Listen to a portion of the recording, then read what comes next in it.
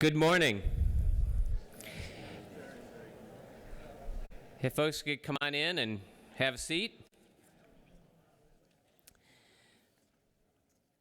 Looking forward to getting started here with the 10th Annual Great Lakes Restoration Conference. My name is Todd Ambs. I'm the campaign director for the Healing of Waters Great Lakes Coalition, and I am just delighted to be here. I really love these events. I love any gathering of passionate folks to talk about important issues, but certainly this one, the energy, the intellect, the passion for our Great Lakes and our basin as a whole is just wonderful. I'm looking forward to the next 2.5 days. We will talk at some length over this time period about all that we've accomplished together over the last 10 years, and certainly in the important work that lies ahead on many of our remaining challenges, and you'll hear from me and a number of other folks over the next days about those things. But right now, I really want to start the event off on the right note, and for that, we turn to Jimmie Mitchell. Jimmie Mitchell is an Ottawa citizen of the Little River Band of Ottawa Indians. He's a cultural practitioner in the ways of the sacred pipe and lives on his reservation located in Manistee, Michigan. In 2003, Mr. Mitchell was sworn in as the chairman of the Natural Resources Commission for the tribe. In 2005, he moved on to take the position of grant writer for his tribal nation, and shortly after that, in 2006, Mr. Mitchell began serving as Natural Resources Director, a role he serves in to this day. Please join me in welcoming Mr. Mitchell.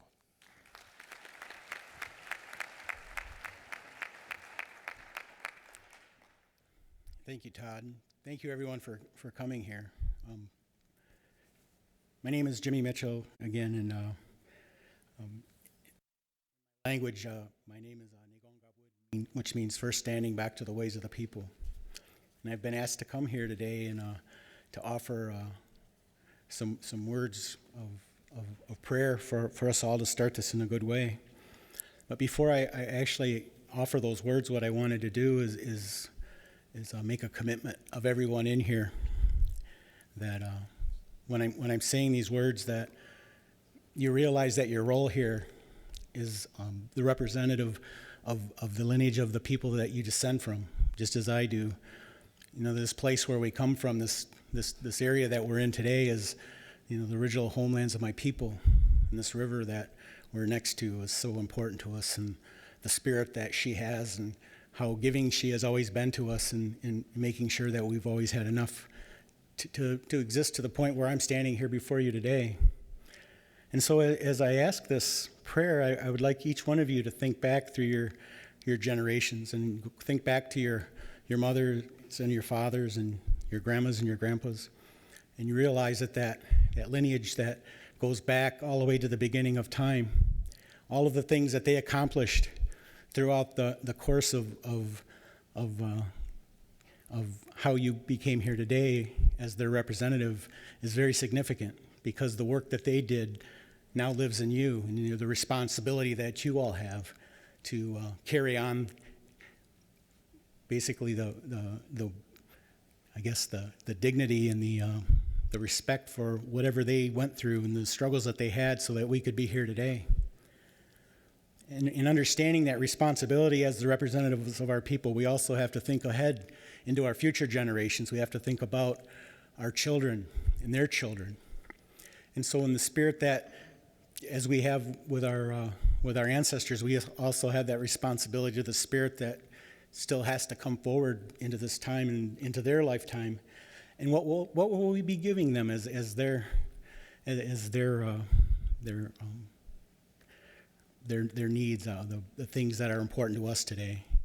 That's part of our responsibility as them. And so we ask their spirits to come here as well. We ask them all to come into this room from before and yet to come here and to help us and give us the guidance that we all need as their representatives, to make sure that everything we do today is done in the best way possible, to make sure that this land is allowed to heal again, that our people are allowed to heal again. We think about how that river out there is as magnificent as she is, still isn't what she could be. And we realize that bringing the rapids back to Grand Rapids is such a profound statement, because in understanding the beauty and the majestic way of healing Mother Earth, when we heal Mother Earth, then she gives back to us and she heals us. And so as we create this synergy together, this responsibility, this cohesive way of exercising our time to be responsible to the things that have happened and the things that will happen. I think of all those things as I say these words. Gisham na du, chimigwach kanagego gagamishon miwon goring gigijigot, Jesus giben haben. Ogi boase ajam nom gom, migwach intikid nom gom gijigot. Wewen ejimino ganawabamak, nuiji bamaras, meanwhile wewen ejiganonak. Chimigwach oge mijain bamatso, and oge mijain the bish, oge mijain the semen, oge mijain the oisiak. Seman do beget no wabanong, shaunon, epingishmak, meanwhile guidenong. Nad mo shinji mashko gabuyan, meanwhile jijungadeon, migwach nimashomas. And in that prayer, I ask that we are all standing with strong hearts, and that we do things in a good way, in that Bomatsuan way, that way of our people. That we realize that life is sacred, all life is sacred, and it's our responsibility to see it as such. This land that we have here that we're standing on is so sacred. We think about what happened, over the course of the last, 180 years. But we make it right now. It's our chance and our opportunity to make it right. And so as I leave you with these words, I thank you all for being here, and I thank all of you for the respect that you've allowed me to speak here today in this good way, and to know that I'm very honored, and I'll carry this good energy with me for a long time. Omigwech, thank you.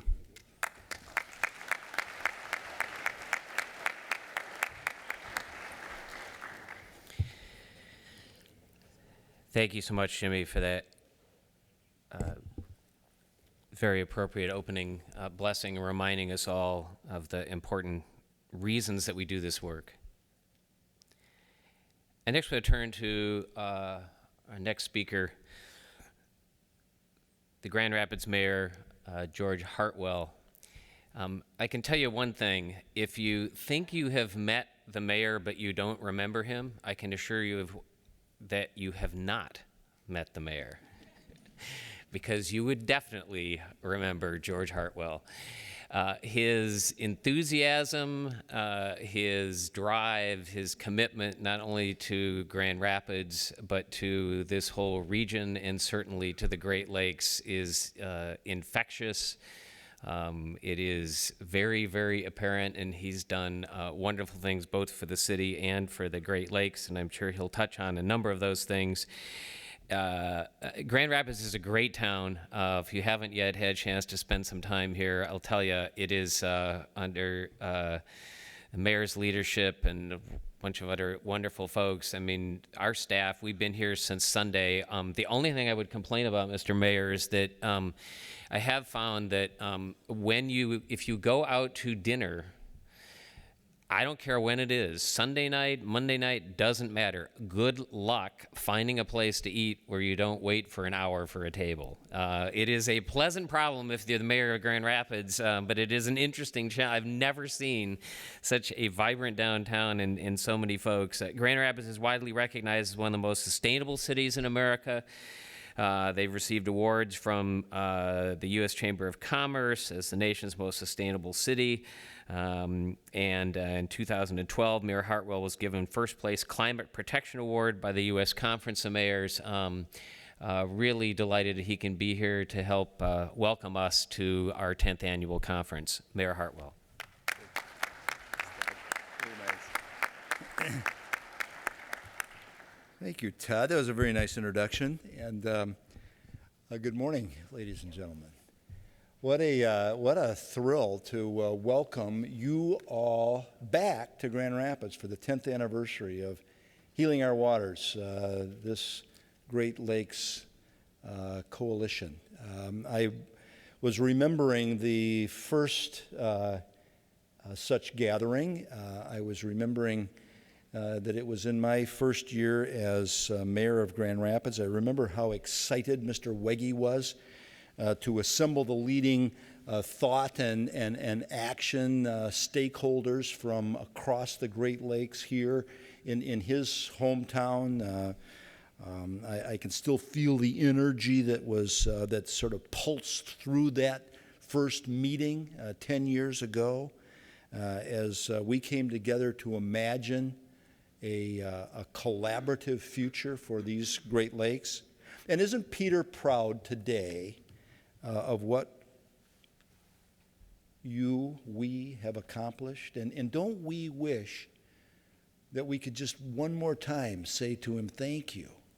Thank you for caring enough about this liquid treasure, these inland oceans of ours, these Great Lakes, to invest your fortune and your considerable influence and personality in ensuring the integrity of the Great Lakes for generations to come. So having you back in Grand Rapids is indeed a thrill, coming back for this decadal conference. It's encouraging to see the work that's been accomplished by your organizations, by you as individuals, by us working collaboratively over the last decade.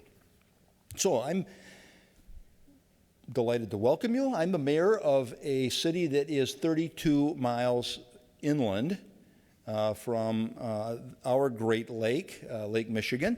A reporter asked me last week, so why should you care? Well, let me count the ways. Starting with an average of 35 million gallons of drinking water, reaching 50 million on a hot summer day, that we suck up a long tube from Lake Michigan to provide water for over 400,000 people in Grand Rapids and our surrounding communities. Or let me talk about the tourism industry. Michigan's West Coast, sandy beaches and urban excitement, nature and culture, fun in the sun and then fun when the sun goes down.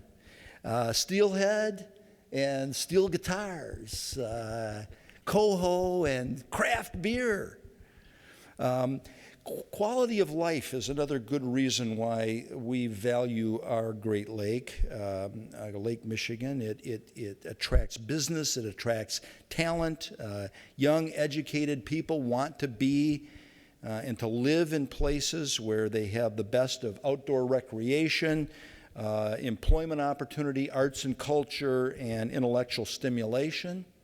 And then there's transportation, moving products to and from market, bringing raw materials in to Muskegon and transporting them to Grand Rapids, where they're made into something else and sent back through the Great Lakes. There are transportation route.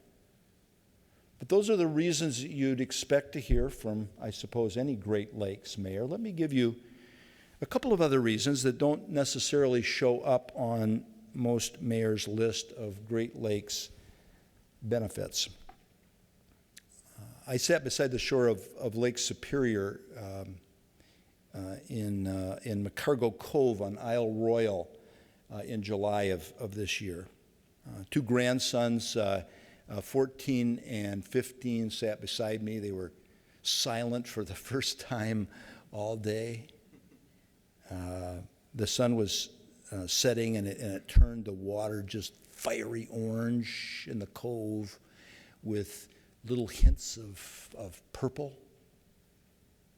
A beaver cut a wake across on the far shore through the still water, broke the sunset.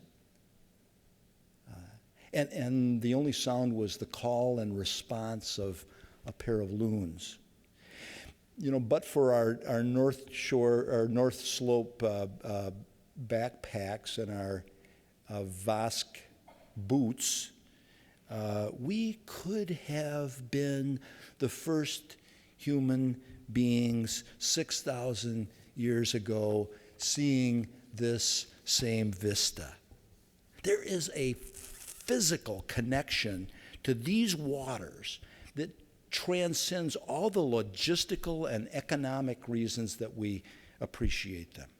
The lakes connect us to our past. They make us human. They define us in an important way as people of this place. We've taken their waters into us from the moment we were born. No, we take their waters into us even when we're bathed in our mother's wombs. We are the Great Lakes. 80% of our bodies are water. They're water. There's a connection to these Great Lakes. And secondly, there's a spiritual connection to these waters. Our forerunners in this place found their Creator hovering over the waters and moving on and beneath the waters and sustaining life, the fish, the waterfowl, the animals. There was no more powerful confirmation of the active presence of the divine than the bounty of the Great Lakes, the power of the wind and the waves, the stunning beauty of a sunset or a sunrise over the waters. Our job today is to ensure that these amazing waters will still bring forth life, sustain life, enrich life for generations to come. Our job is to stand alongside the source of life and speak for the waters. You thought that you were coming to Grand Rapids just to hang with your friends, learn a few new things, maybe do some networking, drink some great Grand Rapids craft beers. And Heartwell tells you that you're here to speak for the waters with the voice of God. Well, don't take my word for it. Listen to Thomas Berry writing in The Dream of the Earth. We are returning again to our native place after a long absence, meeting once again with our kin in the earth community. For too long, we've been away somewhere, entranced by our industrial world of wires and wheels of concrete and steel and our unending highways where we race back and forth in continual frenzy. The world of life, of spontaneity, the world of dawn and sunset and glittering stars in the dark night heavens, the world of wind and rain, of meadow and flowers and flowing streams, of hickory and oak and maple and spruce and pineland forests, the world of deserts and prairie grasses, and within all this, the eagle and the hawk, the mockingbird and the chickadee, the deer and the wolf, the coyote, the raccoon, the whale and the seal, and the salmon returning upstream to spawn. All this, the wilderness world recently rediscovered with heightened emotional sensitivity, is an experience of intimacy as we recover our presence within the earth community. We are returning to the primordial community of the universe, the earth and all living beings. Each has its own voice, its role, its power over the whole. But most important, each has its special symbolism. The excitement of life is in the numinous experience wherein we are given to each other in that larger celebration of existence in which all things attain their highest expression. For the universe, by definition, is a single, gorgeous, celebratory event. This is your charge for this conference, for your work, for your lives. Celebrate the universe, this amazing, gorgeous universe. Be the voice of the Great Lakes its tributaries, its wetlands, its beaches, and its depths. Speak for the fishes and the waterfowl, for the four-legged and the two-legged creatures who depend on Great Lakes water to sustain life. Be bold, be aggressive, for much depends on you. And sample the microbrews. You won't be disappointed. Thanks so much for coming to Grand Rapids. Welcome.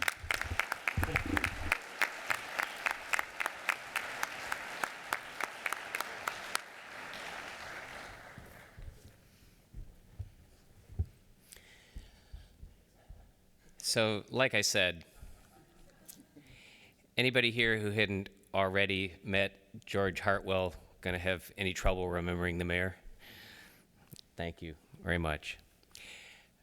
We now have the pleasure of hearing from another old friend of ours and certainly a friend of the Great Lakes, Cameron Davis, the senior advisor to the administrator of the United States Environmental Protection Agency, is here to talk a little bit about what they've been up to recently. But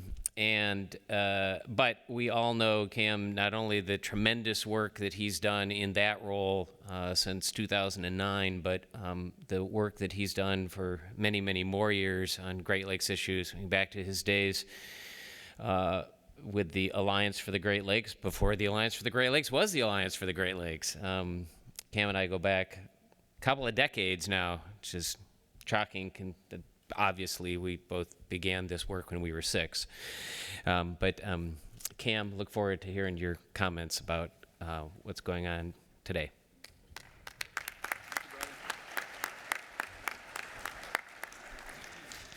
Yeah, Andy and Todd kind of warned me about going after a traditional prayer by Jimmie and then following up the mayor. They both said, dude, you are up the river without a paddle. And it just proves too, if you're thinking about what degree to get next, don't do what I did. Don't become a lawyer, become a minister. That's good training to have if you want to save the Great Lakes. But listen, this is a tremendous, huge, amazing time and place to be for you, the Healing Our Waters Great Lakes Coalition. 10 years. This is amazing. This is incredible. The work that you've done, all of you, and the foundation support that you've gotten. Joyce, Mott, Herb, the Fishery Trust. You see the flags just like I do. I know you can't do it alone. None of us can.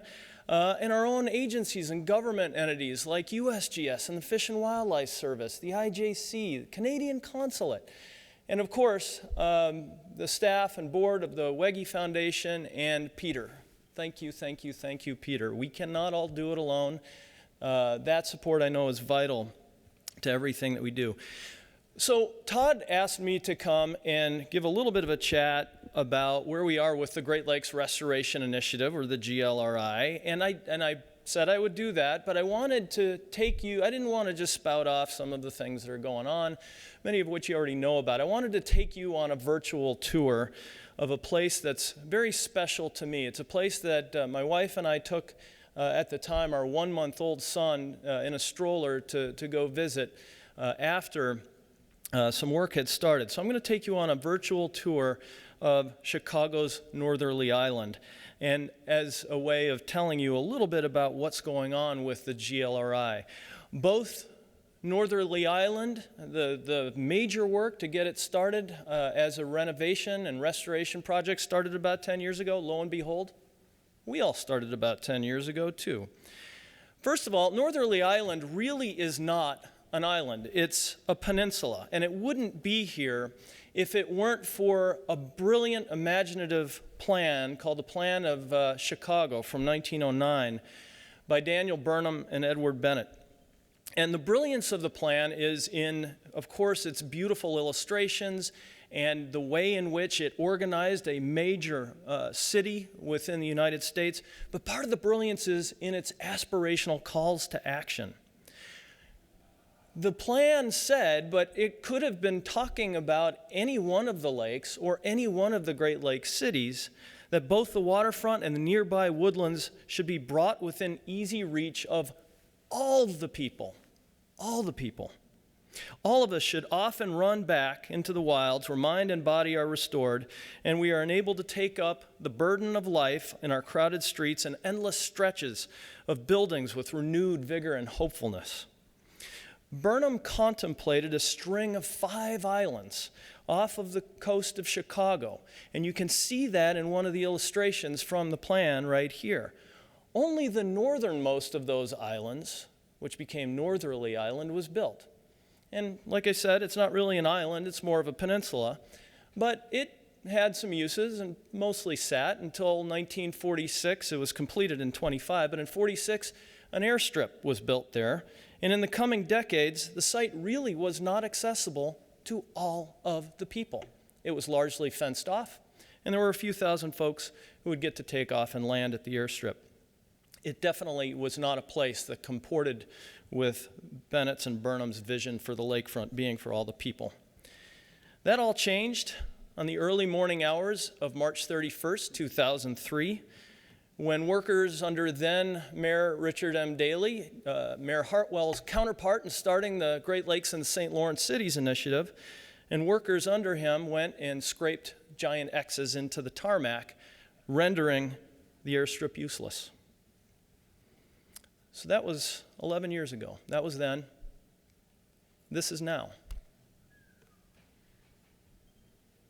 Nearly half of what you see here, the $9.4 million price tag, which is nothing. Look at this real estate. Nothing. Half of that has come from the Great Lakes Restoration Initiative.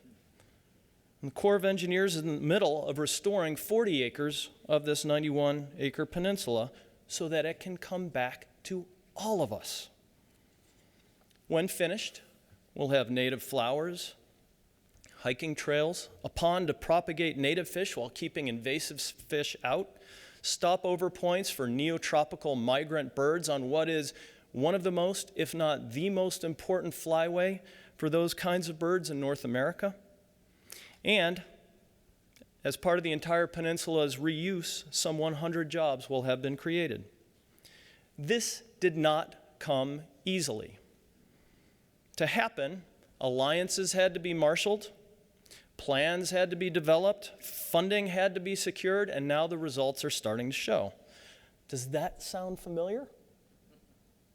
It should, because all those were ingredients for what it took for this one particular site, but they're also the ingredients that you, the Healing Our Waters Coalition, have used in order to get to where we are today with the GLRI. In 2004, you formed the coalition. In 2005, you helped develop a plan that became ultimately, that fed into the Great Lakes Restoration Initiative Action Plan of 2010. And very soon, you'll see an updated plan that builds from the existing plan in attacking invasive species, in rebuilding habitat, engendering nearshore health, continuing to work on toxics, all while adapting, educating, and ensuring resilience to climate change. Now the results are showing. Thanks to your efforts, the GLRI has doubled the amount of acreage and conservation agricultural practices to help stem the flow of nutrients that cause harmful algal blooms. In the short term, some of you have hopefully seen the announcement by Administrator McCarthy last week that some $12 million have been shifted to be able to accommodate even more work to reduce runoff that contributes to harmful algal blooms. In the medium term, we're working with all our departments to come up with even more creative ideas to deal with this problem. And we're working on the national level too, because we know harmful algal blooms aren't just in the Great Lakes. They're a nationwide and a global problem. On areas of concern, some of you have hopefully seen the news that last week we announced the completion of cleanup at Ashtabula River area of concern in Ohio. And Howe was front and center with that. And a month before that, the completion of cleanup at Waukegan Harbor, once called the world's worst PCB mess, is now cleaned up. Invasive species, while we can't ever let our guard down under the leadership of the White House Council on Environmental Quality, These gentle, ancient, we are making sure that we're building more and more defenses on Asian carp. And on habitat, we're working to make sure that sturgeon, these gentle, ancient fish that were once replete throughout the Great Lakes, are now starting to come back in places we never thought possible throughout the state of Michigan. And these are just a few of the results from your work for the GLRI in places like Northerly Island and on thousands of projects throughout the Great Lakes. This is your effort. These are your results. And the next time you visit the coast or the Grand River, listen very, very closely. Because I think if you do listen closely, you will hear the sound of these waters thanking you every second of every month of every year for your good work to bring these waters back.